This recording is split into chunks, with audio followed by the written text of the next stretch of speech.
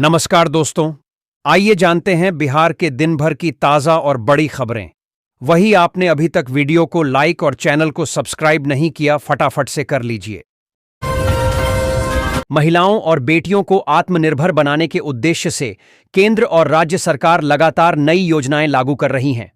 इस दिशा में free mobile योजना 2025 एक महत्वपूर्ण पहल है, जिसके तहत पात्र महिलाओं और छात्राओं को मुफ्त स्मार्टफोन प्रदान किए जाते हैं।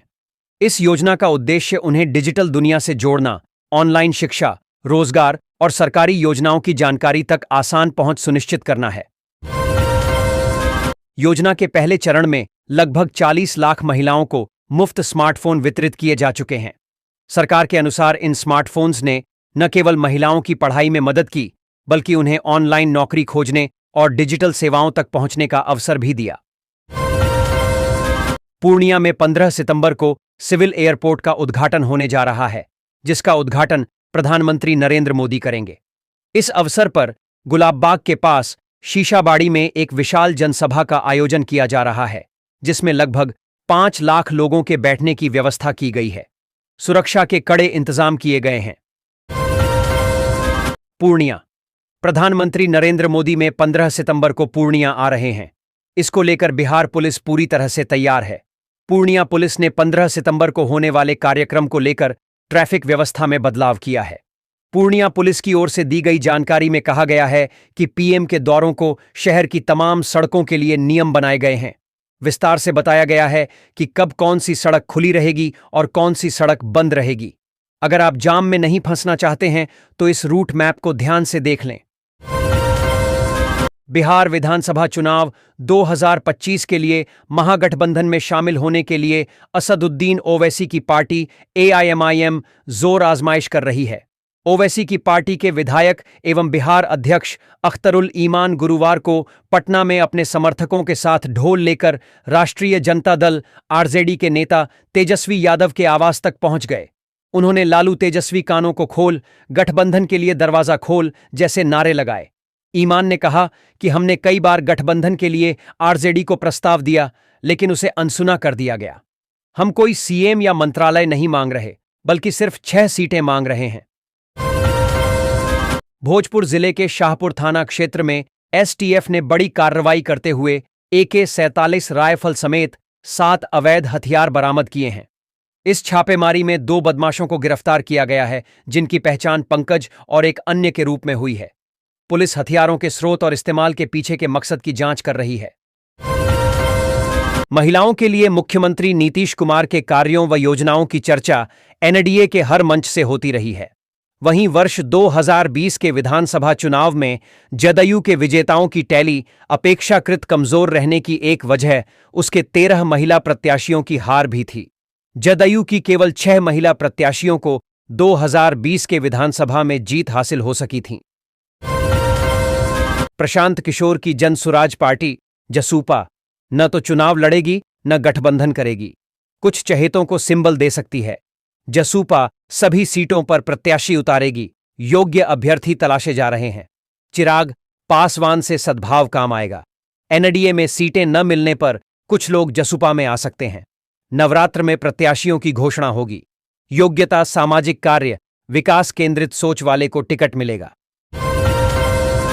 महागठबंधन में सीटों के बंटवारे को लेकर कुछ सीटों पर पेंच फंसा हुआ है। वीआईपी और राजद के बीच कुछ सीटों पर टकराव की आशंका है, खासकर उन सीटों पर जहां 2020 में राजद या माले जीते थे और वीआईपी दूसरे स्थान पर रही थी। मुकेश सहनी सिमरी बख्तियारपुर से फिर चुनाव लड़ना चाहते हैं, जहां वे पिछली बार कम अंतर से हारे थे। पटना नगर निगम दुर्गा पूजा और लक्ष्मी पूजा के दौरान गंगा घाटों की सफाई के लिए तैयार है। मूर्ति विसर्जन के लिए 10 कृत्रिम तालाब बनाए जाएंगे। इन तालाबों पर विसर्जन अनिवार्य होगा। उल्लंघन करने पर कार्रवाई की जाएगी। प्लास्टिक मुक्त अभियान भी चलाया जाएगा, जिसके लिए जागरूकता टीमें तैनात होंगी। मुजफ्फरपुर में एनडीए कार्यकर्ता महासम्मेलन में वक्ताओं ने बिहार में उद्योग आधारित विकास और रोजगार सृजन पर जोर दिया। नेताओं ने 1 करोड़ युवाओं को नौकरी देने और पलायन रोकने का संकल्प लिया। तेजस्वी यादव पर कमीशनखोरी के आरोप लगे, जबकि राहुल तेजस्वी पर बिहार को अपमानित करने का आरोप लगाया गया। वक्ताओं ने एनडीए सरकार की उपलब्धियां गिनाई और कार्यकर्ताओं से सक्रिय रहने का आह्वान किया। पूर्णिया में विधानसभा चुनाव की घोषणा से पहले ही राजनीतिक दलों ने तैयारियां तेज कर दी हैं।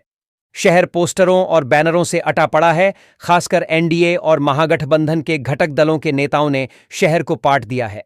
प्रचार एजेंसियों का व्यवसाय खूब चल रहा है और वे दिन रात काम कर रहे हैं। प्रधानमंत्री के दौरे से राजनीतिक माहौल और गर्मा गया है। पूर्णिया। प्रधानमंत्री नरेंद्र मोदी 15 सितंबर को बिहार के सीमांचल क्षेत्र में स्थित पूर्णिया हवाई अड्डे का उद्घाटन करेंगे। यह बिहार में हवाई कनेक्टिविटी को बढ़ावा देने के लिए सरकार की ओर से उठाया गया एक और महत्वपूर्ण कदम है। इससे पहले प्रधानमंत्री बिहटा में एक नए हवाई अड्डे की आधारशिला रख चुके हैं और पटना हवाई अड्डे के नए टर्मिनल भवन का उद्घाटन भी कर चुके हैं। बनमनखी विधानसभा क्षेत्र भाजपा का मजबूत गढ़ बन गया है। 2000 से विपक्षी दल इसे भेदने का प्रयास कर रहे हैं, पर सफलता नहीं मिली। 2005 से भाजपा लगातार जीत रही है। 1962 में पहले विधायक भोला पासवान शास्त्री बने, जो 3 बार मुख्यमंत्री रहे। क्षेत्र कभी अपराध और पिछड़ेपन से त्रस्त था, पर अब विकास हो रहा है। बिहार राजनीति पूर्व केंद्रीय मंत्री अनुराग ठाकुर ने कहा है कि बिहार मंगलराज से जंगलराज में नहीं जाएगा। भागलपुर में युवा शंखनाद कार्यक्रम में पहुंचे अनुराग ठाकुर ने कहा, 90 चुनाव हारने का रिकॉर्ड राहुल गांधी और 9वीं फेल होने का रिकॉर्ड तेजस्वी यादव के नाम दर्ज है। प्रधानमंत्री की मां को गाली देना बिहार के लोग बर्दाश्त नहीं करेंगे। भागलपुर में अनुराग ठाकुर ने कहा कि बिहार में अब जंगल राज नहीं लौटेगा। उन्होंने राहुल गांधी और तेजस्वी यादव पर निशाना साधते हुए कहा कि जनता मां का अपमान बर्दाश्त नहीं करेगी। उन्होंने बिहार के विकास कार्यों और युवाओं को रोजगार के अवसर देने की बात कही। उप मुख्यमंत्री विजय कुमार सिन्हा ने लालू प्रसाद के शासनकाल की अराजकता का जिक्र किया। खजनी थाना क्षेत्र में एक दंपति और उनके बेटे ने धोखाधड़ी से जमीन बेच दी। पीड़ित की शिकायत पर पुलिस ने तीनों आरोपियों को गिरफ्तार कर जेल भेज दिया। आरोपियों ने एक ही जमीन को 2 अलग-अलग लोगों को बेचकर लगभग 1.25 करोड़ रुपए की जालसाजी की। पुलिस ने मामला दर्ज कर कार्रवाई की। जदयू नेता ललन सिंह ने कहा कि पूर्णिया हवाई अड्डा अंतर्राष्ट्रीय स्तर का बनेगा, जिसका रनवे पटना से भी लंबा है। 15 सितंबर को प्रधानमंत्री मोदी की सभा में सीमांचल और बिहार के विकास की नींव रखी जाएगी। पीएम पूर्णिया से 40,000 करोड़ की योजनाओं का शुभारंभ करेंगे, जिससे क्षेत्र का विकास होगा। औरंगाबाद के गांधी मैदान में एनडीए कार्यकर्ता सम्मेलन में केंद्रीय मंत्री नित्यानंद राय ने कहा कि विपक्ष भाजपा पर मंदिर बनाने का आरोप लगाता है, पर भाजपा हर क्षेत्र में विकास कर रही है। उन्होंने कहा कि बिहार के विकास के लिए केंद्र ने 14 लाख करोड़ रुपए दिए हैं। औरंगाबाद अब नक्सल मुक्त है। गोरखपुर में त्रिस्तरीय पंचायत चुनाव की मतदाता सूची को त्रुटि रहित बनाने के लिए निर्वाचन आयोग ने अनूठी पहल की है। प्रत्येक वोटर को यूनिक स्टेट वोटर नंबर आवंटित किया गया है, जिससे डुप्लीकेट नामों की पहचान आसानी से हो सकेगी। बीएलओ घर घर जाकर मतदाता सूची का पुनरीक्षण कर रहे हैं। 19 अगस्त से 10 सितंबर तक 95,000 से अधिक लोगों ने वोटर बनने के लिए आवेदन किया है। वर्षों से 2 ध्रुवीय राजनीति का केंद्र रहा विधानसभा में नई शक्ति बन रहा है। जनसुराज नई शक्ति बनकर दस्तक दे रही है। पार्टी की बेहद ही संजीदगी से एक खास रणनीति के तहत अपनी पैठ ऐसे समाज में बनाकर रही जो हमेशा से हाशिए पर रही हैं।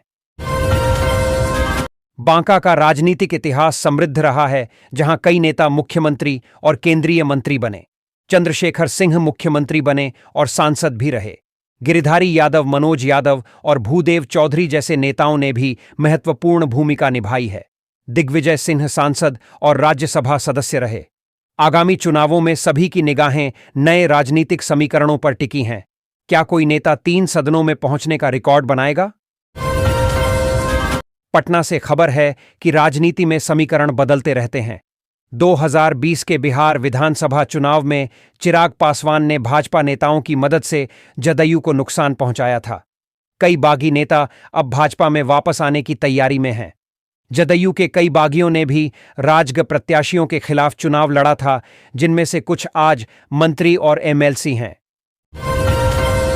मनेर थाना क्षेत्र के गोरिया स्थान में एक 40 वर्षीय दिव्यांग की पत्थर से कुचलकर हत्या कर दी गई। मृतक की पहचान जीतलाल राय के रूप में हुई है, जो अपनी बहन और जीजा के यहां रहता था। विवाद के बाद कुछ लोगों ने इस घटना को अंजाम दिया। कुछ संदिग्धों को हिरासत में लिया है। घटना से क्षेत्र में आक्रोश है। पटना में शहरी यातायात को सुगम बनाने के लिए 23 सितंबर से ऑटो ई रिक्शा परमिट के लिए आवेदन प्रक्रिया शुरू होगी। वाहन मालिक जोन के अनुसार रूट परमिट के लिए आवेदन कर सकते हैं। यह कदम शहर में जाम को कम करने और प्रदूषण नियंत्रण में भी सहायक होगा। पटना को येलो, ग्रीन, ब्लू और व्हाइट जोन में बांटा गया है। बीपीएससी 71वीं संयुक्त प्रारंभिक प्रतियोगिता परीक्षा शनिवार को राज्य के 37 जिलों में आयोजित होगी, जिसमें 4,70,000 से अधिक अभ्यर्थी शामिल होंगे। पटना में 70 परीक्षा केंद्रों पर 50,000 से अधिक परीक्षार्थी परीक्षा देंगे। 1,298 पदों के लिए 150 प्रश्न पूछे जाएंगे और प्रत्येक गलत उत्तर पर अंक काटे जाएंगे। परीक्षा केंद्रों पर मोबाइल और इलेक्ट्रॉनिक उपकरण प्रतिबंधित रहेंगे। पटना के सरकारी स्कूलों में पहली से 8वीं कक्षा तक की अर्धवार्षिक परीक्षाएं चल रही हैं। 13 सितंबर को होने वाली 7वीं और 8वीं कक्षा की सामाजिक विज्ञान और 7वीं कक्षा की गणित की परीक्षा रद्द कर दी गई थी। बिहार लोक सेवा आयोग की परीक्षा के कारण अब यह परीक्षा 18 सितंबर को होगी। पटना से जोगबनी के लिए वंदे भारत एक्सप्रेस जल्द शुरू होने वाली है। यह ट्रेन 17 सितंबर से नियमित रूप से चलेगी। 8 बोगियों वाली यह ट्रेन कई महत्वपूर्ण स्टेशनों पर रुकेगी, जिससे यात्रियों को सुविधा होगी। यह आधुनिक सुविधाओं से युक्त होगी और सप्ताह में 5 दिन चलेगी। दानापुर से 1710 बजे और जोगबनी से शाम 3:25 पर रवाना होगी। पटना और आसपास के इलाकों में बादल छाए रहने और हल्की बारिश की संभावना है। मौसम विभाग ने 22 जिलों में गरज और बिजली गिरने की चेतावनी जारी की है। कुछ जिलों में भारी बारिश की आशंका है। अगले 5 दिनों में तापमान में विशेष बदलाव की संभावना नहीं है। शुक्रवार को पटना में उमस भरी गर्मी रही और अधिकांश जिलों में तापमान में वृद्धि हुई। पटना में डेंगू का प्रकोप बढ़ रहा है, जहां शुक्रवार को 15 नए मामले सामने आए। नगर निगम क्षेत्र में 370 से अधिक मामले दर्ज किए गए हैं। सिविल सर्जन ने अस्पतालों में जांच और बेड बढ़ाने की जानकारी दी है। बांकीपुर अंचल में सबसे अधिक डेंगू के मरीज मिले हैं। स्वास्थ्य विभाग जांच और नगर निगम फॉगिंग अभियान चला रहा है, जिससे समय पर इलाज किया जा सके। भागलपुर के पीरपैंती में थर्मल पावर परियोजना के लिए Bihar state power generation company limited और अडानी पावर लिमिटेड के बीच समझौता हुआ है। लगभग 30,000 करोड़ रुपए की लागत से 2,400 मेगावाट क्षमता वाला ताप विद्युत संयंत्र स्थापित किया जाएगा। ऊर्जा मंत्री ने इसे राज्य के ऊर्जा क्षेत्र में सबसे बड़ा निवेश बताया और 2028 तक पहली यूनिट तैयार होने की उम्मीद है। नेपाल में भ्रष्टाचार के खिलाफ आंदोलन और हिंसक घटनाओं के कारण भारत नेपाल व्यापार पर असर पड़ा है। बिहार से होने वाला निर्यात बुरी तरह प्रभावित हुआ है, क्योंकि ज्यादातर सामान रक्सौल, जयनगर और वीरपुर की सीमाओं से होकर गुजरता है। फल, सब्जी और प्लास्टिक जैसे सामान का कारोबार लगभग ठप्प हो गया है, जिससे बिहार के व्यापारियों को नुकसान हो रहा है। पटना के चित्रगुप्त नगर में राजकुमार यादव नामक एक जमीन कारोबारी की गोली मारकर हत्या कर दी गई। हत्यारे घटनास्थल के पास की गलियों से अनजान थे और भागने के दौरान भटक गए। पुलिस सीसीटीवी फुटेज और मोबाइल डेटा की मदद से जांच कर रही है। एसआईटी और एसटीएफ की टीम संदिग्धों की तलाश में छापेमारी कर रही है। बिहार पुलिस को हाईटेक बनाने के लिए 70 करोड़ से अधिक की राशि से हथियार और उपकरण खरीदे जाएंगे। केंद्र सरकार की योजना के तहत राज्य को अतिरिक्त फंड मिलेगा। राज्य के थानों में सीसीटीवी कैमरे लगाए जाएंगे। साइबर अपराध रोकने के लिए सुरक्षा ऑपरेशन सेंटर बनेगा और विधानसभा चुनाव के लिए सुरक्षा पर विशेष ध्यान दिया जाएगा। एसटीएफ को संगठित अपराधियों के खिलाफ कार्रवाई के लिए हथियार मिलेंगे। पटना में जन सुराज पार्टी की चुनावी बैठक के बाद राष्ट्रीय अध्यक्ष उदय सिंह ने भाजपा सांसद संजय जायसवाल को संयम बरतने की सलाह दी। उन्होंने नेपाल की घटना पर चिंता व्यक्त की और नीतीश कुमार के भ्रष्टाचार पर जीरो टॉलरेंस के दावे पर सवाल उठाया। बैठक में प्रशांत किशोर ने चुनावी रणनीति पर चर्चा की और संगठन के विस्तार पर जोर दिया।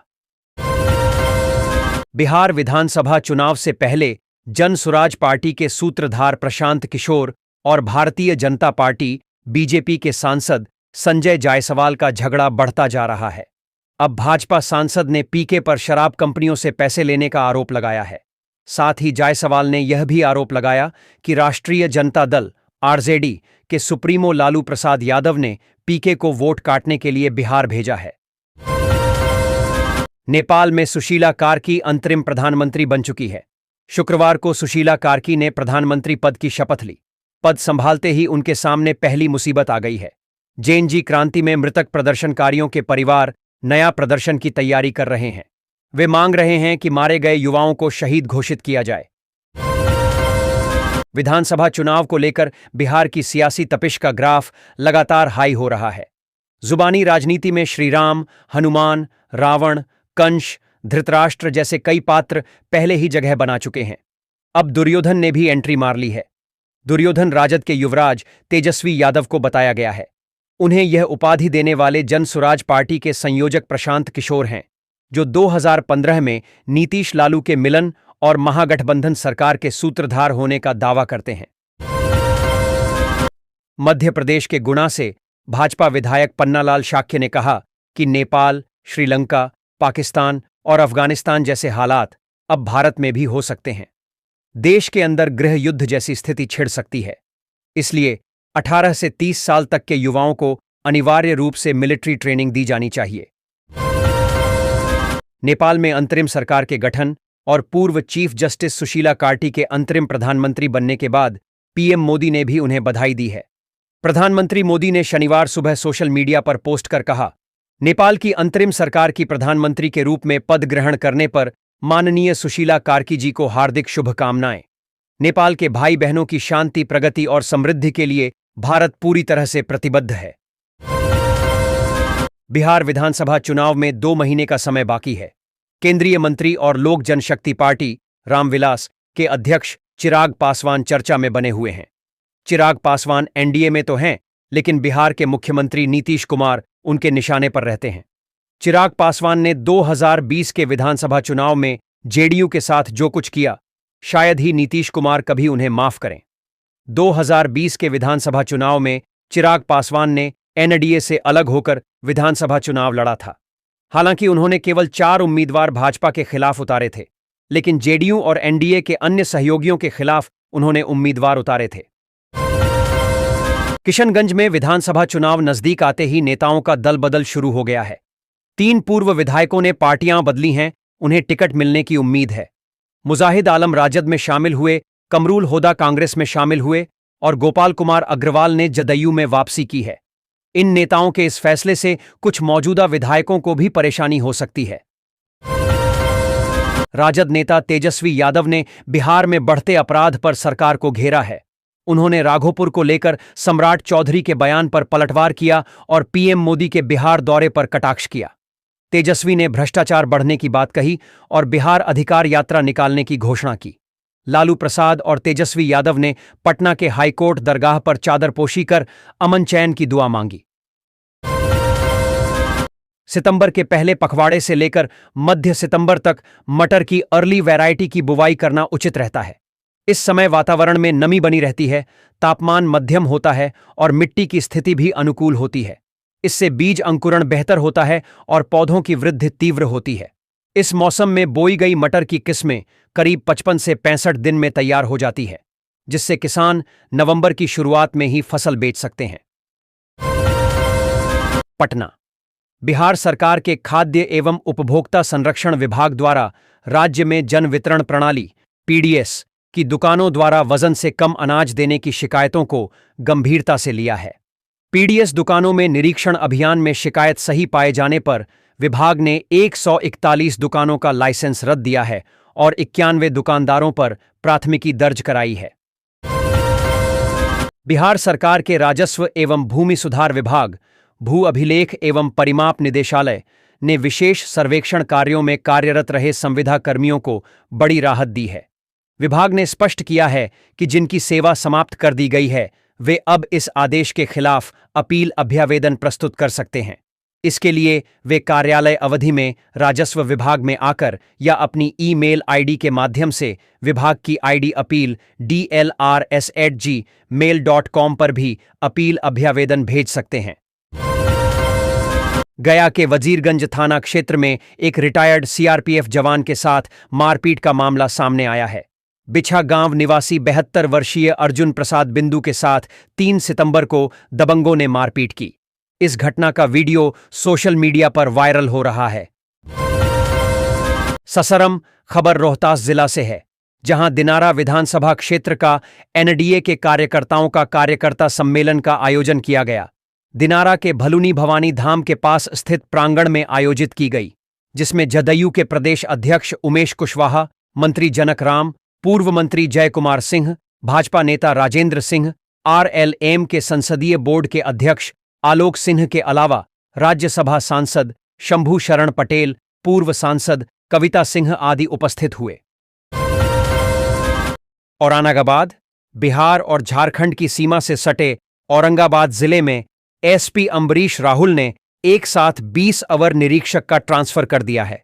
माना जा रहा है कि आने वाले बिहार चुनाव को देखते हुए थानों में कसावट लाने के उद्देश्य से यह कार्रवाई की गई है। एसपी अम्बरीश राहुल ने सभी को स्थानांतरित जिलों के लिए डिस्चार्ज कर दिया है। नई Delhi, Hindustan Unilever limited HULGST rate cut ने हॉर्लिक्स, लक्स साबुन, किसान जैम और डव शैम्पू सहित अपने कई सबसे लोकप्रिय उत्पादों न्यू GST रेट्स की कीमतों में कटौती की है। कंपनी के मुताबिक 340 मिलीलीटर डव शैम्पू की बोतल अब 490 रुपये की बजाय 435 रुपये में मिलेगी, यानी शैम्पू 55 रुपये सस्ता हो जाएगा। बिहार के बगहा जिले में मंगलवार को नरवल बरवल गांव में उस समय हड़कंप मच गया जब जमीन विवाद की जांच और अतिक्रमण हटाने पहुंचे अंचलाधिकारी सीओ रवि प्रकाश चौधरी पर ग्रामीणों ने हमला कर दिया। अचानक हुई धक्का मुक्की में सीओ घायल हो गए। घटना से प्रशासनिक महकमे में सनसनी फैल गई। अतिक्रमण हटाने की कार्रवाई के दौरान ग्रामीणों ने किया हमला। रांची और पूर्णिया के लोगों के साथ इनके आसपास के जिलों के लिए खुशखबरी है। इंडिगो एयरलाइंस 17 सितंबर रांची से पूर्णिया वाया कोलकाता के लिए नई विमान सेवा शुरू करेगा। यह फ्लाइट प्रायोगिक तौर पर सप्ताह में 3 दिन सोमवार, बुधवार और शुक्रवार को उड़ान भरेगी। इंडिगो के मुताबिक इस सेवा के शुरू होने से बिहार झारखंड के लोगों को सहूलियत होगी। पटना में शनिवार को बीजेपी कार्यालय के बाहर विशेष सर्वेक्षण संविदा कर्मियों ने जोरदार प्रदर्शन किया। यह प्रदर्शन भाजपा के राष्ट्रीय अध्यक्ष जेपी नड्डा के आगमन से ठीक पहले हुआ। नड्डा पार्टी नेताओं के साथ बैठक करने वाले थे। हंगामे के कारण अब नड्डा बीजेपी दफ्तर में बैठक नहीं करेंगे। बिहार इलेक्शन, भारतीय जनता पार्टी भाजपा के राष्ट्रीय अध्यक्ष जेपी नड्डा ने राजद आरजेडी और उसके नेतृत्व पर तीखा हमला बोला। उन्होंने बिहार के उस दौर को याद दिलाया जब राज्य में भय, अपहरण और फिरौती का माहौल था और इसकी तुलना आज के विकासशील बिहार से की। मधेपुरा के आलमनगर में अंचलाधिकारी दिव्या कुमारी के आवास में घुसकर विनय पटेल नामक एक युवक ने उनके साथ मारपीट की। सीओ को बचाने आए डाटा ऑपरेटर और सुरक्षाकर्मी पर भी हमला किया गया। अंचलाधिकारी ने बताया कि विनय कुमार पटेल ने पहले नापी की समस्या को लेकर शिकायत की थी। शनिवार को वह अचानक आया और मारपीट करने लगा। मीनापुर में एनडीए कार्यकर्ता सम्मेलन में जदयू के संजय झा ने कहा कि बिहार अब गुजरात जैसा बनेगा। उन्होंने महिलाओं को 27,000 करोड़ रुपए और 1 करोड़ युवाओं को रोजगार देने की बात कही। साथ ही उन्होंने नीतीश सरकार द्वारा किए गए विकास कार्यों और योजनाओं पर भी प्रकाश डाला, जिसमें मुफ्त बिजली और वृद्धावस्था पेंशन में वृद्धि शामिल है।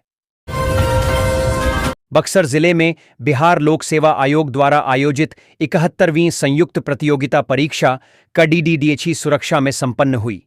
10,236 में से 7,042 परीक्षार्थी उपस्थित हुए। जिलाधिकारी ने परीक्षा केंद्रों का निरीक्षण किया और कदाचार मुक्त परीक्षा सुनिश्चित करने के निर्देश दिए। परीक्षा के बाद शहर में परीक्षार्थियों की भीड़ उमड़ पड़ी, जिन्होंने पेपर को लेकर मिली-जुली प्रतिक्रिया दी। बिहार पुलिस सिपाही भर्ती को देखते हुए पुलिस ट्रेनिंग सेंटर्स बढ़ाने की तैयारी में है। भागलपुर और बक्सर में पहले से केंद्र हैं, क्षमता 11,000 है। 3 नए केंद्र खुलने से क्षमता 20,000 हो जाएगी। बांका के कटोरिया में चौथा केंद्र बनेगा, सिमुलतला में तीसरे का काम जारी है और बेतिया या मोतिहारी में 5वां प्रस्तावित है। प्रधानमंत्री नरेंद्र मोदी 15 सितंबर को पूर्णिया आ रहे हैं, जिससे अररिया जिले में उत्साह है। जिले से लगभग 1 लाख लोगों के कार्यक्रम में शामिल होने की उम्मीद है।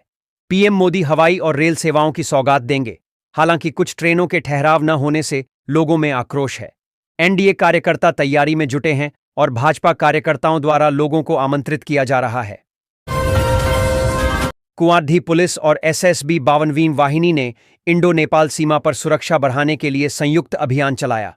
सीमावर्ती क्षेत्रों में फ्लैग मार्च किया गया, संदिग्ध व्यक्तियों और वाहनों की जांच की गई। ड्रोन कैमरों से निगरानी रखी जा रही है। अधिकारियों ने धार्मिक स्थलों का निरीक्षण किया और सीमा पर चौकसी बढ़ा दी गई है। नेपाल के हालातों को देखते हुए विशेष सतर्कता बरती जा रही है। नेपाल में भारतीय तिरंगा लहराया गया। साथ ही युवाओं ने कहा कि भारत के प्रधानमंत्री नरेंद्र मोदी जैसा प्रधानमंत्री नेपाल में होना चाहिए। इंटरनेट मीडिया पर प्रतिबंध को लेकर भारत के पड़ोसी देश नेपाल में भारी हिंसा व विरोध प्रदर्शन के बाद जेएनजेड संगठन ने 65 घंटे में सरकार का तख्ता पलट कर दिया। पंडित धीरेन्द्र शास्त्री बागेश्वर बाबा एक बार फिर से बिहार पहुंचे हैं। शनिवार को वे वाराणसी से विशेष विमान से गया जी हवाई अड्डा पहुंचे। जानकारी के मुताबिक बागेश्वर बाबा बोधगया के संबोधि रिजॉर्ट में रुकेंगे। 3 दिनों के प्रवास के दौरान धीरेन्द्र शास्त्री श्रीमद् भागवत पुराण पारायण और पिंडदान अनुष्ठान करेंगे। इसके अलावा श्रीहरि प्रवचन करेंगे। गयाजी हवाई अड्डा पहुंचने पर रनवे पर एयरपोर्ट के निदेशक बांगजीत शाह ने उनसे आशीर्वाद लिया। मुजफ्फरपुर में पिछले चुनाव में राजद के बेहतर प्रदर्शन में चिराग फैक्टर का भी योगदान था। लोजपा ने जदयू के खिलाफ उम्मीदवार उतारे थे, जिससे जदयू को कई सीटों पर हार मिली।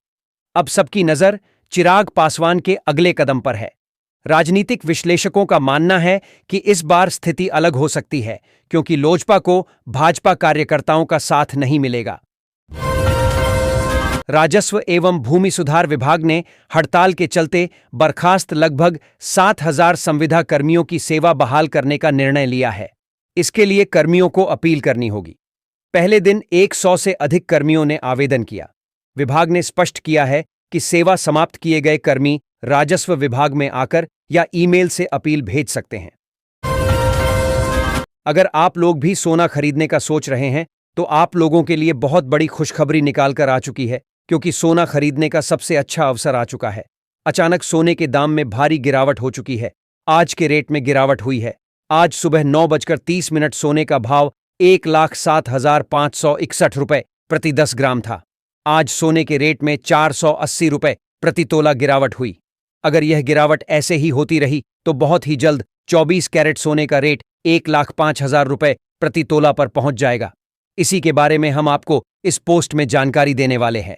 अगर आप इसके बारे में विस्तार में जानकारी प्राप्त करना चाहते हैं तो हमारी यह पोस्ट अंत तक जरूर पढ़िए। पटना में आज 24 कैरेट सोने का रेट 1,09,740 रुपये है। रायपुर में आज 24 कैरेट सोने का रेट 1,07,360 रुपये है। जयपुर में आज 24 कैरेट सोने का रेट 1,09,790 रुपये है। कानपुर में आज 24 कैरेट सोने का रेट 1,09,790 रुपये है। आर्स 1,09,830 है। लखनऊ में आज 24 कैरेट सोने का रेट आर्स 1,09,790 है। भोपाल में आज 24 कैरेट सोने का रेट आर्स 1,09,880 है। इंदौर में आज 24 कैरेट सोने का रेट आर्स 1,09,880 है। 24 कैरेट सोने का रेट 1,09,880 रुपये है। चंडीगढ़ में आज 24 कैरेट सोने का रेट 1,07,380 रुपये है। पटना में आज चांदी का रेट 1,27,930 रुपये है।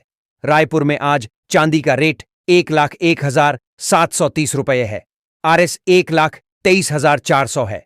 जयपुर में आज चांदी का रेट आरएस 1,27,980 है। कानपुर में आज चांदी का रेट आरएस 1,28,030 है। चंडीगढ़ में आज चांदी का रेट आरएस 1,23,340 है। इंदौर में आज चांदी का रेट 1,28,060 रुपये है। लखनऊ में आज चांदी का रेट 1,27,960 रुपये है। भोपाल में आज चांदी का रेट 1,28,060 रुपये है। सोने और चांदी की कीमत अंतर्राष्ट्रीय बाजार में डायनलर के मुकाबले तय की जाती है। आयात शुल्क, डायनलर रुपया विनिमय में बदलाव, सीमा शुल्क, जीएसटी इन पर सोने की कीमत निर्भर होती है। जब डायनलर की कीमत बढ़ती है और रुपया कमजोर होता है, तब भारत में सोने की कीमत बढ़ती है।